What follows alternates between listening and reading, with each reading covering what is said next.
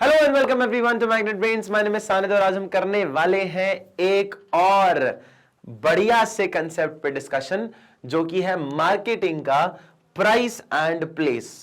मैंने आपको इससे पहले वाली वीडियोस में बताया था कि मार्केटिंग मिक्स के अंदर हमारी कुछ चार चीजें आती हैं। 4 P's ऑफ मार्केटिंग होते हैं: product, price, place and promotion. मैंने आपको स्वाहा भी करवाए थे: product, price, place, promotion. Product, price, place, promotion. तो प्रोडक्ट के बारे में हम पूरा समझ चुके हैं। प्रोडक्ट के बारे में हमने समझा कि ब्रांडिंग क्या होता है, लेबलिंग क्या होता है, पैकेजिंग क्या होता है, कैसा प्रोडक्ट का मतलब क्या होता है। तो अपन ने समझा था प्रोडक्ट भी एक फिजिकल एक प्रोडक्ट होता है। फिजिकल एक ऐसा एक गुड है जो कि किसी भी इंसान की किसी वांट को या नीड को पूरा करने की पावर रखता है, मतलब सेटिस्फाई करने की पावर रखता है। For example, if you want to take a picture, you can buy a camera, जिससे कि आप अपने उस नीड को पूरा कर सकें, है ना। तो एक प्रोडक्ट हो गया आपका कैमरा, राइट। या आपको कॉल करना है तो सेलफोन इज अ प्रोडक्ट, कि एक सेलफोन जो है आपकी जरूरत को पूरा कर दे, राइट। बट बेटा ये सब क्या होते हैं, थोड़े से एक फ्रेजाइल सी चीजें होती हैं। कैमरा हो, डीएसएलआर हो या फोन हो, थोड़ी फ्रेजाइल कंटेंट है। अगर ये गिर जाए तो बेटा हो सकता है आपको इसको रिपेयर करने में काफी पैसा भी देना पड़े। तो कहना क्या चाहते हैं सर? तो इसीलिए पैकेजिंग कंसेप्ट आता है। पैकेजिंग मतलब क्या, कि सामान को पैक करके अच्छे से दिया जाए जिससे कि उसका कोई भी तरह का डैमेज ना हो सके। अच्छा, पैकेजिंग जो कंसेप्ट है ना बेटा, packaging is such a concept कि पैकेजिंग में आप ये बोल सकते हो, ना ही सिर्फ ये आज की डेट में करी जाती है with the purpose of protect करना, किसको प्रोटेक्ट करना, किसी प्रोडक्ट को, but it is also done in a response, with a response to attract the customer. बेटा कई बार आपने देखा होगा, प्रोडक्ट भले ही अंदर कुछ भी दिखता हो, लेकिन कई बार उसकी अगर पैकेजिंग बहुत शानदार हो ना, तो हम उसको खरीद लेते हैं जस्ट बिकॉज उसका प्रेजेंटेशन है, पैकेज बड़ा अच्छा लग रहा था तो हमने खरीद लिया, है ना। वो बहुत ज्यादा मायने रखता है काफी एस्पेक्ट में, कि भैया पैकेज बहुत तगड़ा लग रहा था, ले लो ले लो, पैकेज बड़ा शानदार लग रहा है, ले लो ले लो ले लो। तो इसीलिए भी अलाउर करता है वो। और बहुत सारी अलग रीजंस होते हैं कि ट्रांसपोर्टेशन में हेल्प करेगा और बाकी सारी चीजें।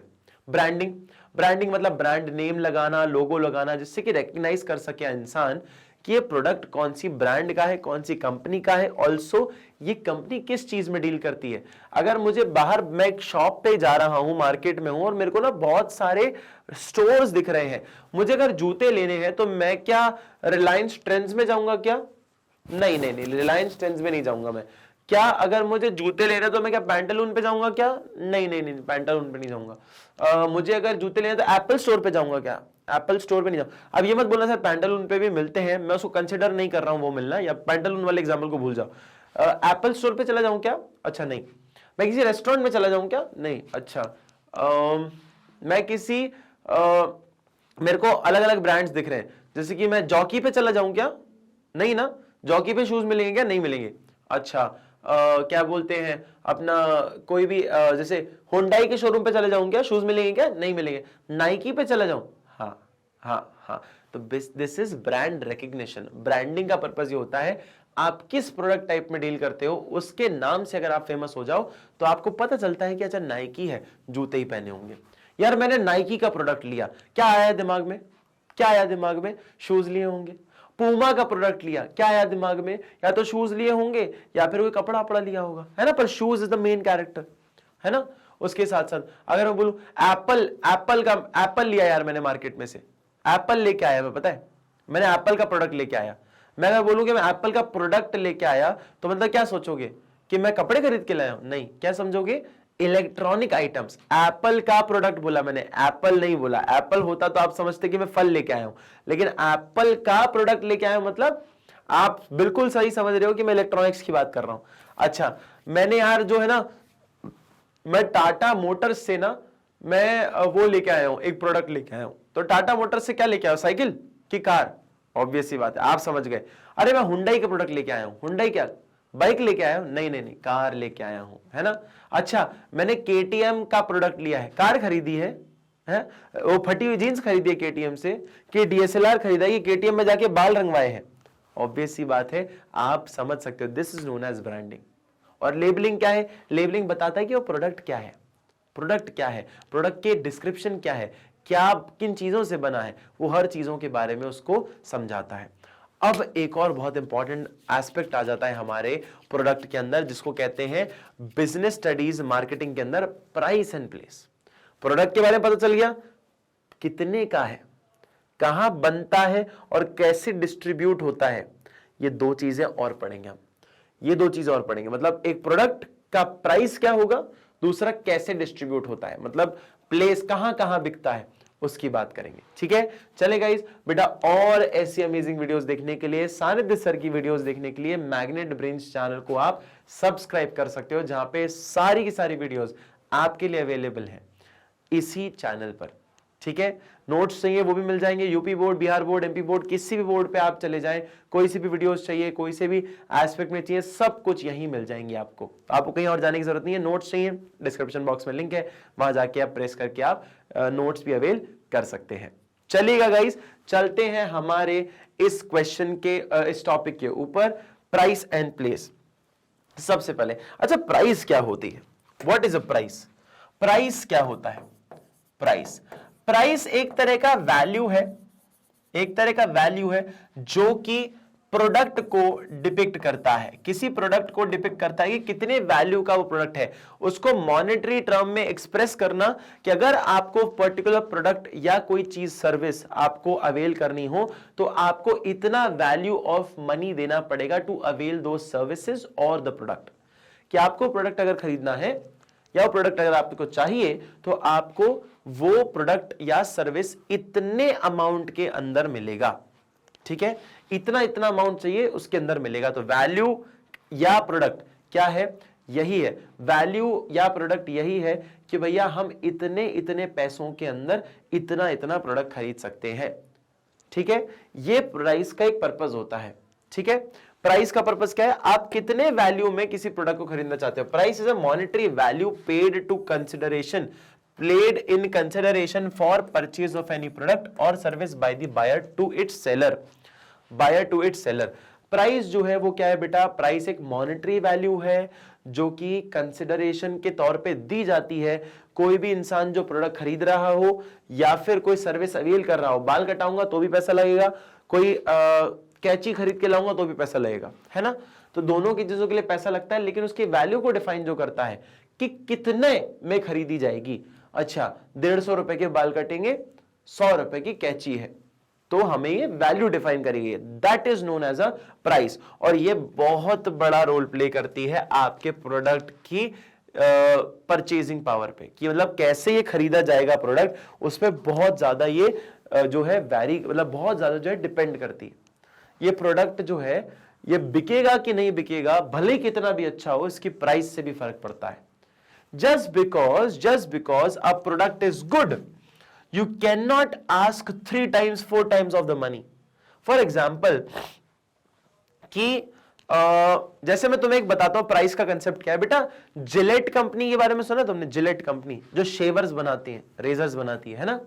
जिलेट कंपनी ने क्या एक स्ट्रैटेजी अपनाई थी, क्या हुआ एक टाइम पर जिलेट कंपनी के पास जो ऐसे एक रेजर आते हैं ना, ऐसे रेजर है ना, रेजर आते हैं, फिर उसके अंदर ऐसे ब्लेड लगे होते हैं, खूब सारे ब्लेड लगे होते हैं, तुमने देखा होगा ऐसे, है ना, खूब सारे ऐसे ब्लेड लगे होते हैं।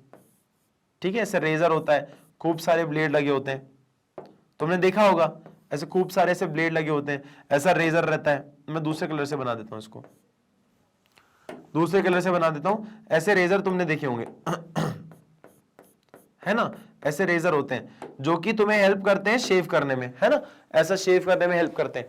अब क्या हुआ, इनका प्रोडक्ट जो है ना, इनकी जो प्रोडक्ट है वो बिक नहीं रही थी। एक टाइम पे इनका प्रोडक्ट जो है वो बिक नहीं रहा था।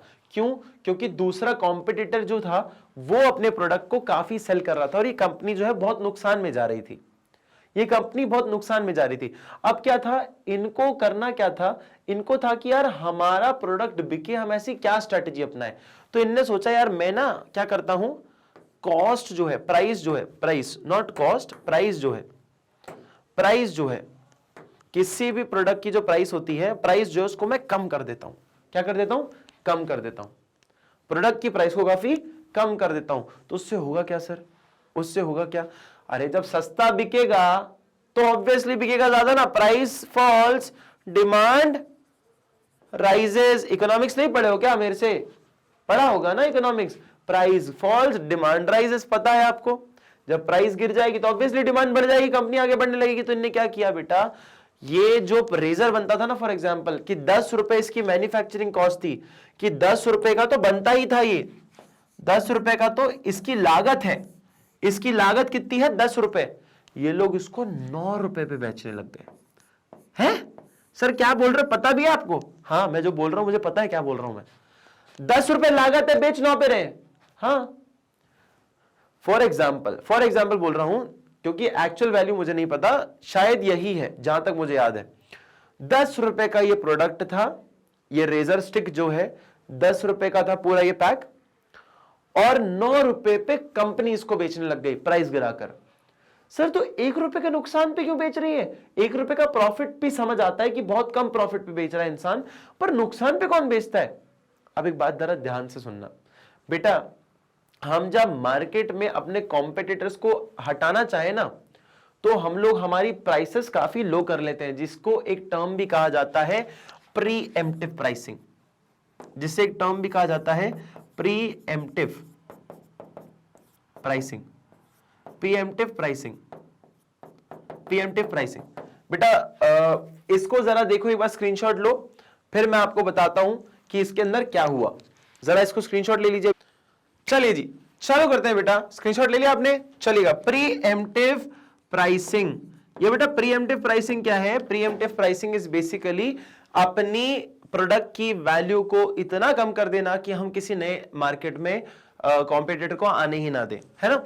अब क्या हुआ, जब 10 रुपए की लागत है और 9 रुपए पे बेच रहे हैं, तो पर प्रोडक्ट हमें 1 रुपए का नुकसान हो रहा है। तो सर फिर कंपनी सर्वाइव कैसे करेगी यार? कुछ सस्पेंस क्यों क्रिएट कर रहे हो? बताओ ना आंसर यार, सीधा सीधा।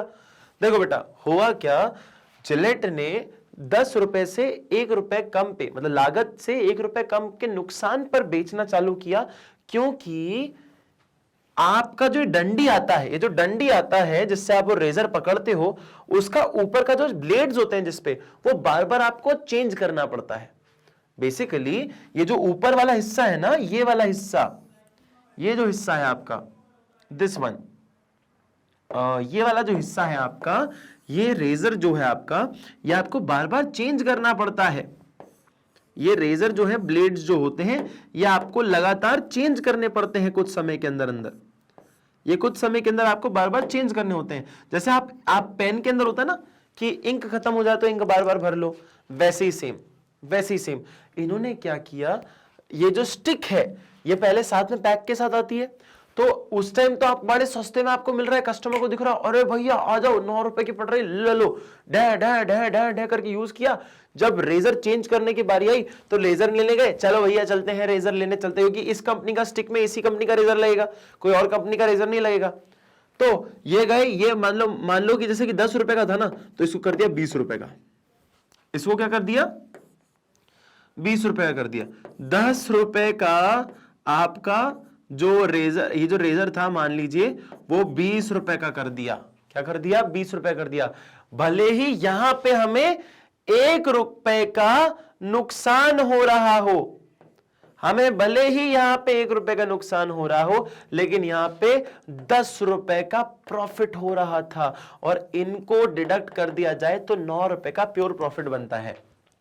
लोग क्या करते हैं, लोग बेवकूफ बन जाते हैं इस बात में कि अभी सस्ता पड़ रहा है ले लो, बाद में जो कॉस्ट लग रही है वो भी देखना चाहिए। पर बिजनेस पॉइंट ऑफ व्यू से मास्टर स्ट्रैटेजी है कि भैया आपने सस्ते पे अपना प्रोडक्ट निकलवा दिया, अब जो इसके साथ साथ आपको बार बार चीजें लगेंगी वो बहुत महंगी होगी।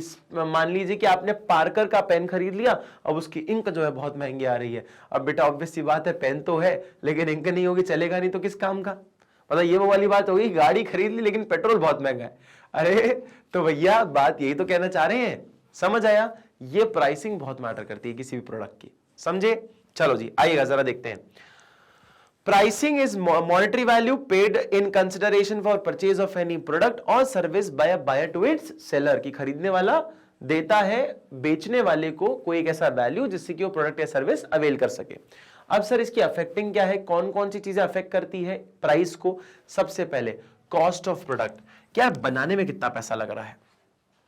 आपने कई सारे रॉ मटेरियल यूज करे होंगे, मशीनों का खर्चा होगा, बहुत सारे रॉ मटेरियल आए होंगे, तो कॉस्ट ऑफ अ प्रोडक्ट है ना, बहुत सारे बिजली पानी वगैरह सब लगा होगा, तो उसका कितना कॉस्ट आ रहा है, कॉस्ट ऑफ अ प्रोडक्ट पहले। दूसरा, the utility and demand. Utility और डिमांड की बात करें कि यूटिलिटी कैसी देने वाली है, वो कितना सेटिस्फैक्शन मिलेगा लोगों को। बेसिकली मैं प्रोडक्ट अगर ये दे रहा हूं मार्केट में, तो लोग कितने में खरीदना चाहेंगे उसको भी मैं नजर में रखूंगा कि मैं चिप्स का पैकेट 20 रुपए से ज्यादा नहीं बेच सकता। क्यों? क्योंकि स्टैंडर्ड रेट वो है, कुछ लोग जो 35 या 40 में बेच रहे हैं उनको क्वांटिटी ज्यादा देनी पड़ रही है ना, तो मुझे वो चीज दिमाग में देनी पड़ेगी कि यार मतलब 300 रुपए तो कोई नहीं देने वाला चिप्स के, है ना, या बहुत ही कम लोग होंगे जो दे पाएंगे, मतलब बहुत कम लोग। मतलब मैं मार्केट में सिर्फ मान लो 100 लोगों के लिए बना रहा हूं चिप्स, जो लोग 150 रुपए का 300 रुपए का चिप्स खरीद सकते हैं। पर यार अगर मैं 20 रुपए का बेचूंगा ना, तो मैं हो सकता है 1 लाख लोगों के लिए बनाऊं, है ना, तो उससे चीजें थोड़ी सी बदल जाती हैं। क्लियर है? तो कॉस्ट ऑफ प्रोडक्ट आप समझ गए कि प्रोडक्ट की कॉस्ट क्या है, वो उसके ऊपर उसकी डिमांड कैसी है, उसकी जरूरत कैसी है और कितना सेटिस्फाई कर रहा है, वो उस चीज की बात कर रहे हैं। कई बार ना अगर आपको कोई प्रोडक्ट बहुत सेटिस्फाई करता है तो आप उसकी प्राइस भी बढ़ जाती है ना, तो आपको फर्क नहीं पड़ता। फॉर एग्जाम्पल गर्मियों में आपके जो है बेटा, जब आप किसी गर्मियों में मान लीजिए किसी बीच पर गए, जैसे कि मान लो बीच पर गए, जैसे गोवा गया था अभी मैं रिसेंटली, तो वहां पे ना आपको ना ट्रैक करके एक जगह पे जाना पड़ता है जिसका नाम है बटरफ्लाई बीच। तो बटरफ्लाई बीच पे ना आपको थोड़ा सा ट्रैकिंग करनी पड़ती है, जंगलों के बीच में ट्रैकिंग करते पैदल पैदल पैदल पैदल पैदल आपको जाना पड़ता है बीच तक। और बीचेस भैया बहुत गर्म होते हैं, है ना, ह्यूमिडिटी बहुत होती है, थकान होती है, प्यास लगती है, समुद्र में नहाने के बाद और प्यास लगती है। तो बेटा कहने का पर्सपेक्टिव क्या है, कहने का पर्सपेक्टिव ये है कि वहां पर जो कोल्ड ड्रिंक शॉप होगी या वहां पर जो जूस शॉप होगी वो एक्सट्रीमली प्राइसी होगी। मतलब वहां पे कोल्ड ड्रिंक की जो बोतल है मान लीजिए जो 60-70 रुपए की आती है, वो वहां पे 200 रुपए की बिकती है। क्यों? क्योंकि उसकी डिमांड वैसी है। गर्मी में इंसान प्यासा थोड़ी मरेगा, पानी की बोतल 40 रुपए की मिलेगी 20 की जगह। तो उसकी यूटिलिटी क्या है, उसकी डिमांड क्या है, उससे फर्क पड़ता है आप प्राइस कैसी रखने वाले हो। तीसरी चीज, extent of competition in the market. Market में कंपटीशन जो है उसका क्या करना है। आपके कॉम्पिटिटर भी वही प्रोडक्ट सेल कर रहे होंगे, है ना, वही प्रोडक्ट सेल कर रहे हैं, तो भैया वो कितनी प्राइस में दे रहे हैं, हाँ, वो कितनी प्राइस में दे रहे हैं, उनका क्या हिसाब किताब है, उसको भी कंसिडर करो।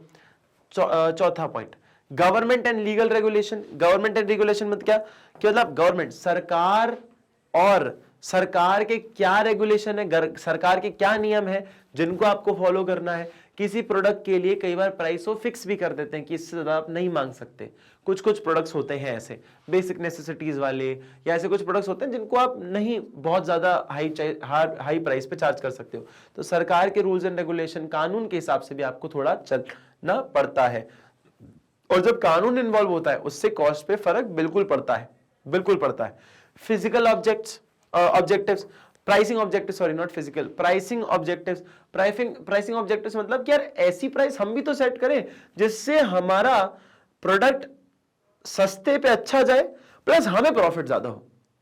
मतलब सर सारी कॉन्ट्राडिक्टरी चीजें आप एक साथ ही बोल दो ना, सस्ता भी रहे, आपका प्रॉफिट भी बन जाए और सस्ते में अच्छा दे रहे हो, तो ऐसा थोड़ी होता है सर।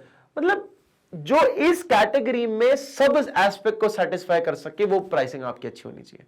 मतलब इतना महंगा भी ना हो कि प्रोडक्ट खरीदने के बारे में सोचे ही ना कस्टमर, इतना सस्ता ना हो कि आपका प्रॉफिट कम हो जाए, और ऐसा भी ना हो कि इतने सस्ते में गंदी क्वालिटी भी दे रहे हो। तो क्वालिटी अच्छी दो कम प्राइस में जिसमें प्रॉफिट भी आप बना सको। ये चारों मीटर्स जहां पे एक एवरेज चीज पे आ जाएंगे आप सेट कर दो, आपका प्रोडक्ट बिकना चालू हो जाएगा। मार्केटिंग मेथड्स यूज्ड, जो भी बेटा मार्केटिंग मेथड आप यूज कर रहे हो, बैनर लगा रहे हो, इन्फ्लुएंसर्स को पैसा देके उनसे एडवर्टीजमेंट करवा रहे हो, तो ये सब चीजें जो हैं वो भी उसके अंदर एड ऑन होती हैं।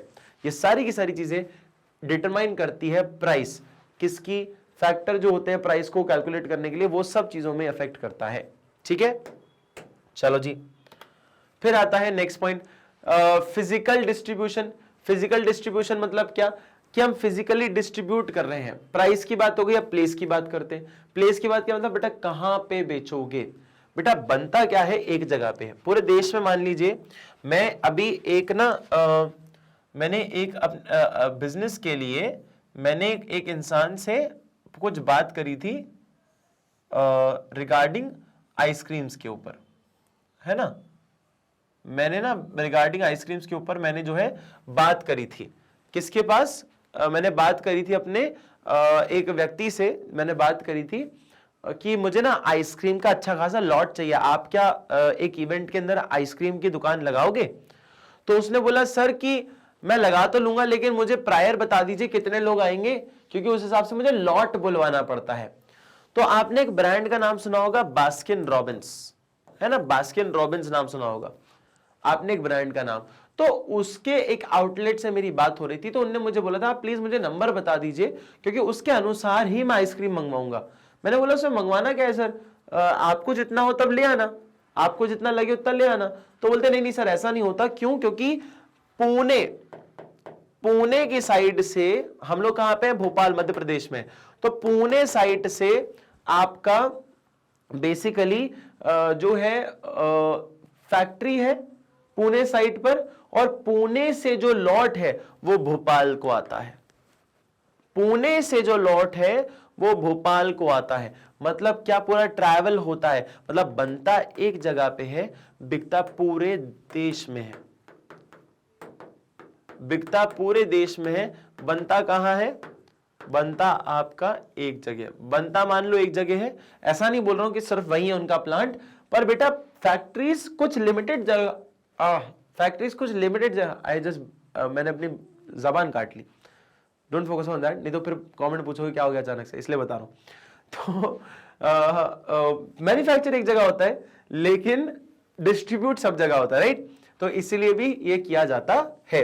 अब जरा एक बात समझिएगा, ये डिस्ट्रीब्यूशन कैसे होना चाहिए उसके बारे में बात करते हैं। तो फिजिकल डिस्ट्रीब्यूशन का मतलब है वो सारी एक्टिविटी जो इंश्योर करे availability of product at the right place at the right time and at the right conditions so as to facilitate its purchase। बेटा सही समय पर सही जगह पर सही सलामत कोई प्रोडक्ट पहुंच जाए, इसीलिए जिससे कि वो बेचा जा सके, उसे हम फिजिकल डिस्ट्रीब्यूशन कहते हैं। मतलब एक सामान को हमें सही सलामत सही जगह पर सही समय पे भेजना है जिससे कि वो फर्दर सेल किया जा सके, जिसको खरीदा जा सके, मतलब कस्टमर द्वारा खरीदा जा सके और सेलर द्वारा मतलब बिजनेस द्वारा बेचा जा सके, सेल किया जा सके, ठीक है, उसे हम फिजिकल डिस्ट्रीब्यूशन कहते हैं। अब आते हैं इसके क्या कंपोनेंट्स हैं फिजिकल डिस्ट्रीब्यूशन के। सबसे पहले ऑर्डर प्रोसेसिंग। भैया ऑर्डर दो ना, कितना कितना ऑर्डर लाना है तुम्हें, कितना 500 किलो, 500 किलो क्या चाहिए तुम्हें, 500 किलो ब्रेड चाहिए, ठीक है बनवा देंगे। तुम्हें कितना चाहिए 300 किलो, चलो ठीक है बनवा देंगे। तो ये क्या है, आप ऑर्डर दे रहे हो, ऑर्डर प्रोसेसिंग, पता चलता है कितना सामान आपको बनाना है।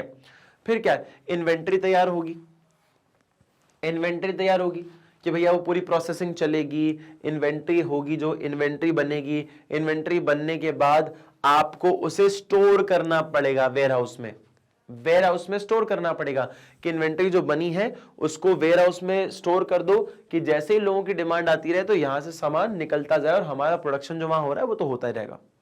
तो क्या हुआ, हम देख रहे हैं कि भैया सामान कितना लोग चाह रहे हैं उस हिसाब से हम इन्वेंट्री भर रहे हैं वेयर हाउस में, क्योंकि बेटा रोड पे तो रख नहीं सकते, खराब हो जाएगा, धूप पानी बारिश सब होता है, कुत्ते बिल्ली होते हैं, सब कुछ होते हैं, जानवर होते हैं, लोग हैं, कोई चुरा के भाग जाए, कोई खराब कर दे, कोई खाने लग जाए, कोई बिजली पानी में किसी में कहीं पे भी वो कुछ उसको नुकसान हो जाए, बारिश हो गई पूरी ब्रेड भीग गई, किसी काम की नहीं है, तो ऐसा ना हो, इसलिए हम एक वेयर हाउस फैसिलिटी देते हैं जहां पे कोई चीज ना खराब हो, ना सड़े, ना कुछ हो, है ना। जैसे कि दूध है, दूध को भी जिस ट्रकों में लाया जाता है वो ऐसे ट्रक होते हैं जिसमें वो टेम्परेचर मेंटेन होता है, ठंड वाला जो होता है ना, कोल्ड टेम्परेचर मेंटेन होता है जिससे कि दूध ना फटे, ठीक है। तो उसे हम क्या बोलते हैं बेटा, इन्वेंट्री बोलते हैं, और कहां रखा जाता है उसे हम वेयर हाउसिंग बोलते हैं। फिर होता है ट्रांसपोर्टेशन। ट्रांसपोर्टेशन मतलब क्या, अब बेटा सामान सजा के रखा हुआ है, यहीं पे रखे रहोगे वेयर हाउस में पूरे टाइम, है नहीं, अब ट्रांसपोर्ट किया जाएगा, अलग अलग जगहें भेजा जाएगा, देश के कोने कोने तक भेजा जाएगा जिससे कि खरीदा या बेचा जा सके, ठीक है, जिससे कि वो हर एक देश के कोने में पहुंचकर हर एक कस्टमर की वांट को, नीड को, डिमांड को सेटिस्फाई किया जा सके, ठीक है। फिर आते हैं हम लोग functions of distribution channel. Distribution channel के क्या फंक्शन है? सॉर्टिंग करना, अक्यूमुलेट करना। सॉर्टिंग करना मतलब क्या? सॉर्ट आउट करते हो आप, ऐसे जब फिल्टर लगाते हो तो सॉर्ट करते हो ना। सॉर्ट करना मतलब क्या? Lower price to higher price से आप सॉर्ट करते हो कि सबसे पहले मुझे कम प्राइस वाले दिखाओ, फिर उससे कम, फिर उससे ज्यादा प्राइस, फिर उससे ज्यादा प्राइस, फिर उससे ज्यादा प्राइस, फिर आप सॉर्ट करते हो हाई टू लो कि सबसे महंगा वाला प्रोडक्ट बताओ आपके उस पे। जब आप किसी भी ऐसे ई कॉमर्स साइट पे जाते हो, अमेजॉन, फ्लिपकार्ट या किसी घड़ी की कंपनी हो, कोई क्लोथिंग ब्रांड हो या कुछ ऐसा हो, तो आप हमेशा सॉर्ट करते हो उसको कि सबसे महंगा कौन सा है, फिर कौन सा है, फिर कौन सा है, फिर उसके बाद या फिर देखते हो सबसे महंगा ये है, उससे कम कौन सा है, उससे कम कौन सा है। तो आप इसको सॉर्टिंग बोलते हैं, आप उसको सॉर्ट कर रहे हो। अक्यूमुलेट का मतलब है कि सॉर्ट करने के बाद एक सेम सॉर्ट ऑफ आपके जो प्रोडक्ट्स हैं उसको अक्यूमुलेट कर दो कि देखो ना, फॉर एग्जांपल मैं अगर एक ऐसी बात करूं, प्राइसिंग के बेसिस पे मैंने सॉर्ट कर दिया कि सारे इधर ना बहुत सारी बॉटल्स रखी हुई थी। कैसी रखी हुई थी बेटा? बहुत सारी बॉटल रखी हुई थी। मैं ना ब्राउन कलर ले रहा हूं, ब्राउन कलर ले रहा हूं। दिख भी रहा है ब्राउन कलर तुम्हें कि नहीं? ब्राउन कलर दिख भी रहा है क्या? Let me check if I can see. Brown colour दिख रहा है क्या तुम्हें? हाँ, हल्का हल्का दिख रहा होगा, बहुत बहुत हल्का हल्का दिख रहा होगा, है ना?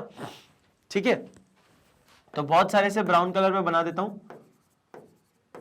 ट्राई करना कि समझ जाओ मैं जहां ये बोल रहा हूं, थोड़ा सा फोकस करना पड़ेगा। मैं ब्राउन कलर क्यों कर रहा हूं, उसके पीछे एक रीजन है, क्योंकि ब्लैक नहीं कर सकता, है ना? ब्लैक नहीं कर सकता मैं, ठीक है? अब जरा देखो, बीच में मैंने व्हाइट करना चालू कर दिया, है ना? बीच में मैंने ऐसा व्हाइट करना चालू कर दिया, ठीक है? ठीक है, अब जरा देखो, अब मैं ऑरेंज करूंगा। कौन सा करूंगा? ऑरेंज। ऑरेंज करूंगा,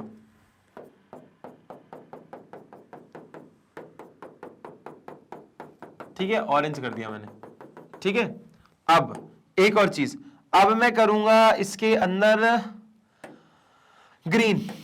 ग्रीन करेंगे भाई साहब, अपन करेंगे ग्रीन। अपन ने कर दिया ग्रीन, ठीक है? ग्रीन भी कर दिया। सर कर क्या रहे हो? अरे रुक जाओ रे भैया, रुक जाओ, अभी बताता हूं क्या तगड़ा एग्जांपल बता रहा हूं तुम्हें, रुको, है ना? थोड़ा ग्रीन भी अपन ने यहां पे कर दिया, ठीक है? अब जरा देखना, और कोई बच्चा है क्या?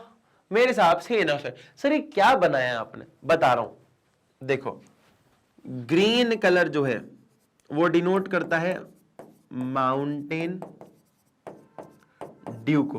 किसको डिनोट करता है? माउंटेन ड्यू को। अच्छा सर, ऐसा हो रहा है क्या? सर ये व्हाइट वाला किसको करता है? 7 अप को। ऐसा है क्या सर? अच्छा जी, अच्छा जी, चलो ठीक है। ये किसको करता है? फैंटा। फैंटा को करता है। क्या बात है जी सर, ऐसा है क्या?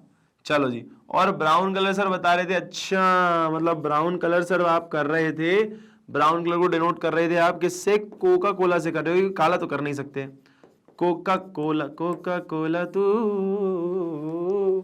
अब क्या हुआ, मैंने क्या किया, मैंने इसे अलग अलग डिस्क्रिप्शन में डिनोट कर दिया। अब क्या होगा बेटा, कुछ बॉटल, अब मेरे पास क्या है, प्राइस रेंज क्या है, देखो जरा। अब मेरे पास जो प्रोडक्ट रेंज है, प्रोडक्ट रेंज क्या है मेरे पास? Product range, product range, product range है कि पहली बात तो मेरे पास ये वाले जो है आपके सारी कोल्ड ड्रिंक है। दूसरी बात, मेरे पास ना बेटा 12 रुपए वाली कांच की बॉटल है, ग्लास बॉटल। तुमने देखी होगी ना, ग्लास बॉटल आती है ना? मेरे पास 40 रुपए वाली नहीं, रुक जाओ, 20 रुपए वाली तुमने एक छोटी सी कोका कोला की एक बॉटल आई है अभी, नहीं, छोटी सी फैंटा, कोका कोला, मिरिंडा की छोटी वाली बॉटल्स भी आई हैं। तो 20 रुपए वाली स्मॉल बॉटल भी है तुम्हारे पास, स्मॉल बॉटल है ना, स्मॉल बॉटल भी है। कुछ 40 रुपए वाले कैंस भी हैं जो आते हैं ना, कैन, कोल्ड ड्रिंक के can, cold drink can, cold drink cans जो होते हैं, है ना। फिर उसके बाद जो है 45 रुपए वाली बड़ी बॉटल, 1 लीटर वाली बॉटल, 1 लीटर वाली बॉटल, 1 लीटर वाली बॉटल। और कुछ 80 रुपए की मैं मान लेता हूं 2 लीटर वाली, है ना। अब वो 1 लीटर है कि 750 ml है, तुम समझ लो, है ना। तो ये क्या है, मेरे पास रेंज है। तो बेटा मैंने क्या किया, मैंने इसमें से बॉटल्स जो है ना, मैंने क्या किया, देखो अब यहां पे क्या वर्ड है, यहां पे देखो असॉर्टिंग और सॉर्टिंग, ये दो वर्ड हैं। आप क्या कर रहे हो, आप ना 12 रुपए वाली कांच की बॉटल्स को एक साइड कर दोगे इधर। यहां पे क्या कर दोगे, 12 रुपए वाली बॉटल्स जो है, मैं प्राइस लिख देता हूं 12, और इस पे ये हर तरह की चीजें यहां पे आएंगी। जो 12 रुपए वाली बॉटल्स होंगी ये यहां पे जाएंगी सारी की सारी, जो भी ये सारे ब्रांड्स की होंगी। फिर एक होगी 20 वाली, 20 वाली होगी, वहां पे भी सारी जाएंगी, है ना, क्योंकि सारी ब्रांड की 20 वाली होंगी, है ना। एक होगी 40 वाली, 40 वाली, तो ये सारी यहां भी जाएंगी, ये सारी यहां भी जाएंगी, सारे प्रोडक्ट एक साथ होंगे, हाँ या ना। एक होगी 45 वाली, 45 वाली होगी, वो क्या होगी, देखो यहां पे, यहां पे, यहां पे, और ये यहां पे, ये ऐसे जाएगी, है ना। और 80 वाली होगी यहां पे, देखो ये भी, तो ये सारी जा रही है इधर। तो आपने क्या किया, इनको सॉर्ट और असॉर्ट कर दिया। आपने इनको सॉर्ट और असॉर्ट कर दिया कि भैया 12 रुपए वाली सारी अलग अलग बॉटल्स इधर आ जाओ, उसमें भी हमने इनको अलग अलग डिपिक्ट कर दिया। 12 रुपए वाली सारी माउंटेन ड्यू इधर, सारी फैंटा इधर, सारी कोका कोला इधर, और सारी 7 अप इधर। 12 रुपए की कांच की बोतल अलग कर दी। सेम हमने 20 के साथ किया, 20 वाली कोका कोला उधर, 7 अप उधर, फैंटा इधर, और माउंटेन ड्यू इधर। 40 में भी क्या, 7 अप उधर, कोका कोला उधर, फैंटा इधर और माउंटेन ड्यू इधर। फिर 45 में भी यही ऐसा ऐसा करके हमने डिस्ट्रीब्यूट कर दिया। पहले तो प्राइस के हिसाब से डिस्ट्रीब्यूट किया, फिर उसके बाद ब्रांड के हिसाब से डिस्ट्रीब्यूट किया। तो ये सब चीजें भी भैया क्या होता है, ये बताता है, डिस्ट्रीब्यूशन का एक बड़ा पार्ट होता है। क्योंकि कोई इंसान मुझे अगर ऐसा बोले कि मैं अगर एक रिटेलर हूं, तो मैं बोलूंगा भैया 12 वाली माउंटेन ड्यू की 25 बोतलें उतार दो, तो आप क्या ढूंढने निकलोगे क्या इतने बड़े लॉट में कि यार कांच की बोतल कहां रखी, वो कांच की बोतल कहां रखी थी, यार भाई यार कोका कोला ही दिख रही है यहाँ पे तो सारी की सारी कांच वाली, वो भी मेरे को 40 वाली भी दिख रही है, उसमें मेरे को माउंटेन ड्यू मिली तो पर 40 वाली दिख रही है, क्या करूं क्या करूं क्या करूं, उठा रहे हो सामान, तो ऐसा नहीं हो सकता, वो खराब काम है, हौच पौच हो जाएगा पूरा। इसलिए इसे कहा जाएगा असॉर्टिंग एंड सॉर्टिंग, जिससे क्या हो, चीजें काफी आसान हो जाए। तो क्या है भैया, सॉर्टिंग करो, एक्यूमुलेट करो सारे चीजों को। देखो ना कैसे एक्यूमुलेट किया अपन ने, एलोकेट करो कि भैया ये चीजें यहां रखी जाएंगी, ये चीज वहां रखी जाएंगी, कांच वाली बोतल इधर, ये इधर, कोका कोला उधर, 7 अप इधर, ऐसा वैसा। उसके बाद असॉर्ट करो, उनके अंदर भी डिस्ट्रीब्यूशन कर दो, है ना, डिस्ट्रीब्यूट करो प्रोडक्ट की टाइप और कैटेगरी के बेसिस पे, ठीक है।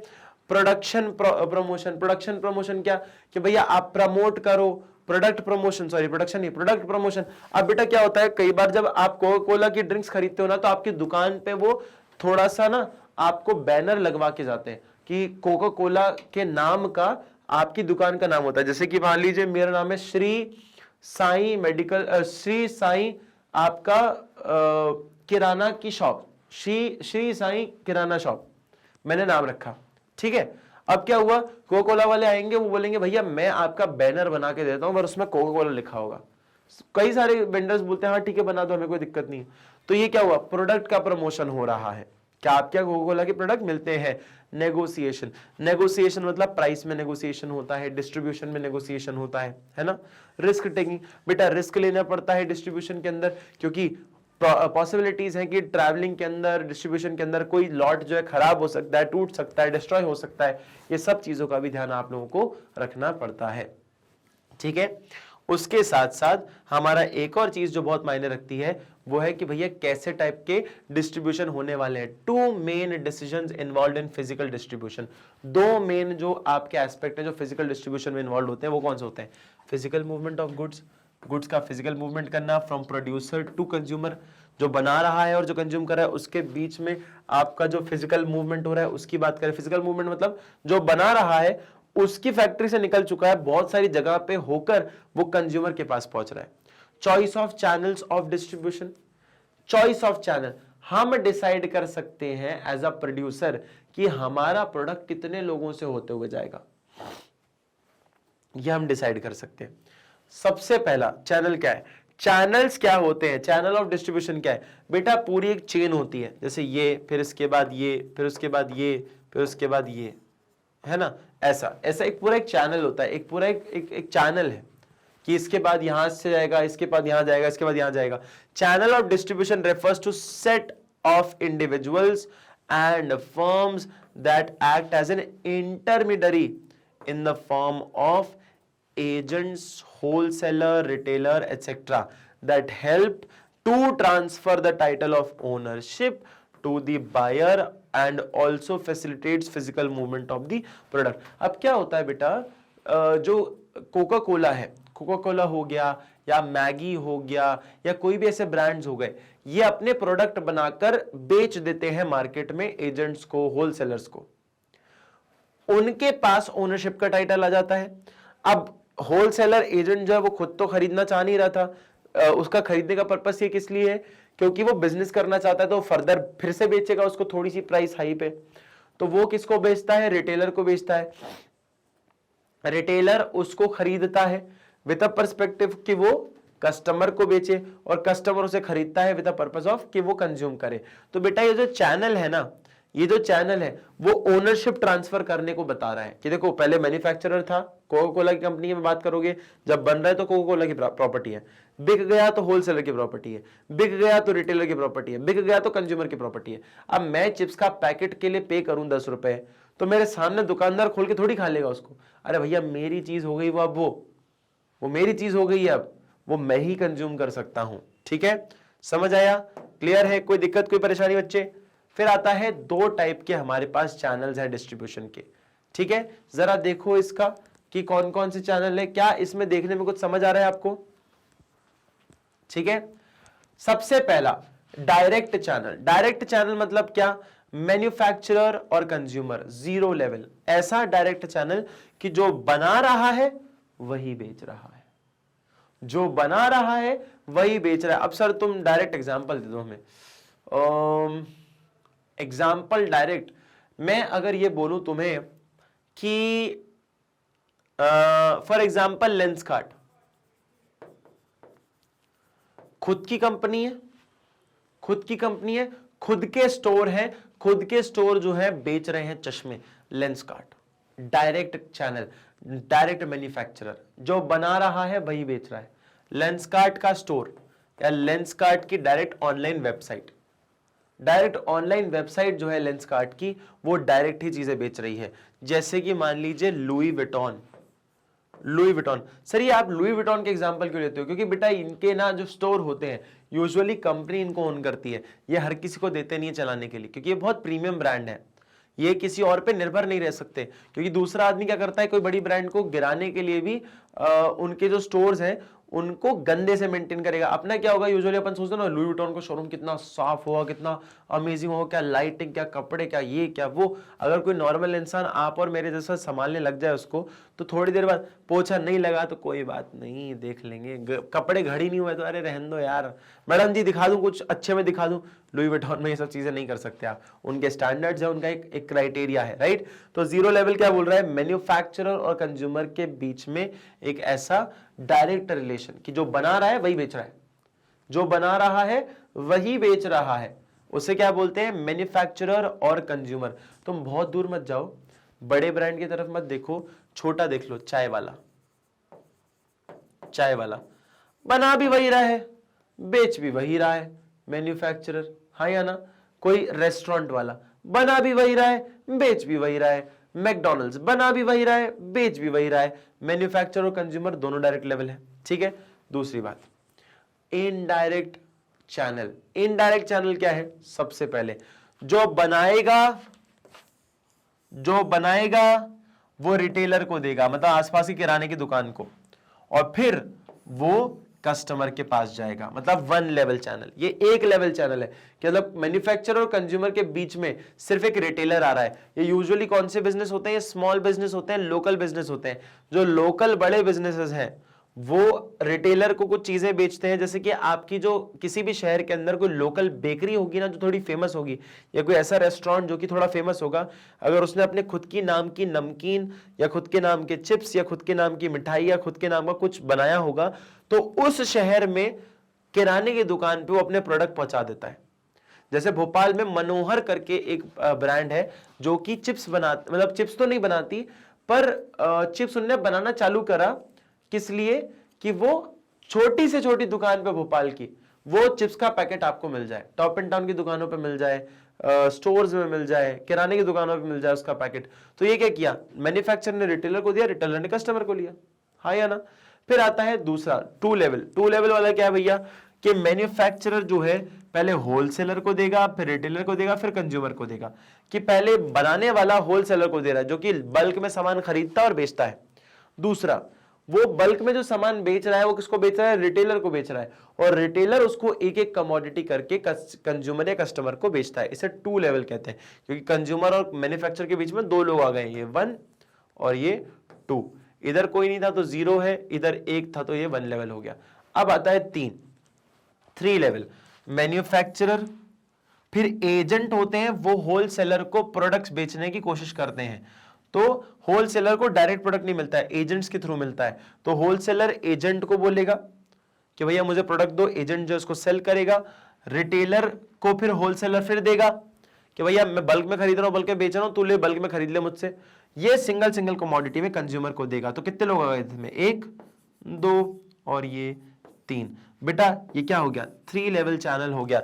जरा इसका स्क्रीनशॉट ले लो फटाक से। ठीक है बेटा, चलो जी, अगर स्क्रीनशॉट ले लिया हो तो आगे बढ़े। समझ आया? हमारे पास कितने लेवल है? 0 लेवल जहां पे डायरेक्ट कनेक्शन है, 1 लेवल जहां पे बीच में रिटेलर आता है, 2 लेवल जहां पे होलसेलर और रिटेलर आता है, और 3 लेवल जहां पे होलसेलर, रिटेलर और एजेंट आता है। ठीक है, तो 3 ये इनडायरेक्ट चैनल है और इसको डायरेक्ट चैनल बोलते हैं। डायरेक्ट क्यों? क्योंकि इसमें के बीच में कोई भी नहीं है, इनके बीच में बहुत सारे लोग हैं। ठीक है बच्चे, कोई दिक्कत कोई परेशानी? और ऐसे हमारा आज की एक क्लास खत्म होती है। बेटा ऐसी और अमेजिंग वीडियोस देखने के लिए मैग्नेट ब्रेन्स चैनल को आप सब्सक्राइब कर सकते हैं, जहां पे हमारे पास सारी की सारी वीडियोस एकदम निःशुल्क है, फॉर फ्री है। KG 1 से लेकर 12 तक की सारी वीडियोस देखने के लिए आप मैग्नेट ब्रेन्स चैनल को सब्सक्राइब कर सकते हो, जहां पे CBSE English medium, crash course, spoken English, CUET, NTSC, olympiad, CBSE Hindi medium के लिए अपने पास अलग चैनल है, उसको भी जाके आप सब्सक्राइब कर सकते हो। UP board, Bihar board, MP board, ये सारे के सारे बोर्ड जो है आप उसके रिगार्डिंग वीडियोस वगैरह भी देख सकते हो इसके चैनल पर ही। तो मैग्नेट ब्रेन्स की वेबसाइट और उसके यूट्यूब चैनल पर ही आप जो है जाकर सारी की सारी वीडियोस देख सकते हो, ऑल फॉर फ्री, एकदम निःशुल्क। तो किसी भी तरह के आईपैड, किसी भी तरह के मोबाइल फोन, किसी भी तरह के लैपटॉप पे जाके आप ये वीडियोस कभी भी जाके देख सकते हो। आपके ई नोट्स और ई बुक्स जो है ये अवेलेबल है, इसका डिस्क्रिप्शन बॉक्स में लिंक है, आप जाके वहां से अवेल कर सकते हो। ये क्यों जरूरी है? क्योंकि आपके एग्जाम में 100 में से 100 मार्क्स लाने हो या 95+ मार्क्स लाने हो, ये आपकी बड़ी हेल्प करता है। हम टीचर्स द्वारा बनाया जाता है, तो जो आंसर आप देखोगे वही लिख कर आओगे, जो देखोगे वही लिख कर आओगे, और उस हिसाब से आपका ये जो है नोट्स और बुक्स अवेल हो सकते हैं। ठीक है, उसके साथ साथ आप चाहो तो हमें अलग अलग सोशल मीडिया प्लेटफॉर्म्स पर भी फॉलो कर सकते हो, जो कि YouTube, Facebook, Instagram, Twitter and Telegram पर भी है। I hope you guys like the video. Thank you so much.